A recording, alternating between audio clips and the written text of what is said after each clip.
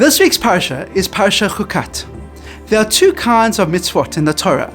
There are those that we understand, and there are those that we have no concept what the Torah is talking about. In this week's parasha, we have the perfect and prime example of what one of those chukim are, and that is of the para aduma, the red heifer.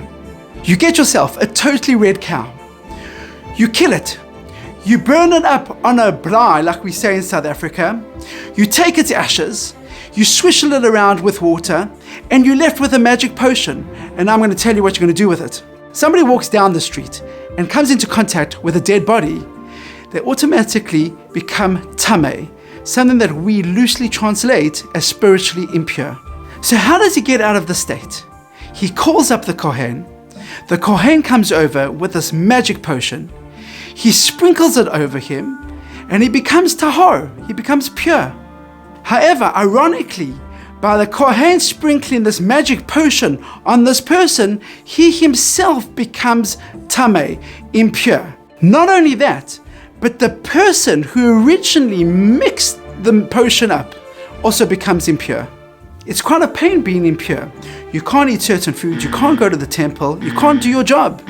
But yet, they still went to go help those people in need. The Kohen that sprinkles, yes, it's true. It's a real inconvenience. He's become impure. But he's gained something so much deeper. He's gained a friend for life. But the Kohen that makes the potion, he doesn't get this friend. He doesn't see the end result.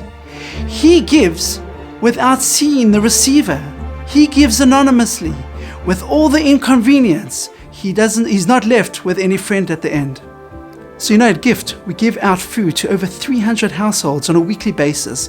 And volunteers often ask us, please can we meet the receivers? Can we meet the recipients when we drop off food parcels at them? We'd love to be able to see their faces. It's so much more fulfilling for us. We'd be able to create a bond between us. But we say no. Yes, we realize it's sometimes more difficult not being able to see the receiver's face and the excitement on the receiver's face when you drop off a parcel. But sometimes given anonymously is more important. My mother recently told me a story that happened around 20 years ago. The rabbi came to my father and said somebody in the community has unfortunately fallen on hard times and was so stressed that they wouldn't be able to perform the mitzvah of lulav and etrog on Sukkot. When my father heard this, he immediately ran out to buy a lulav and etrog, handed it to the rabbi, and said, please pass this on to whoever it might be, and please don't tell them who it came from.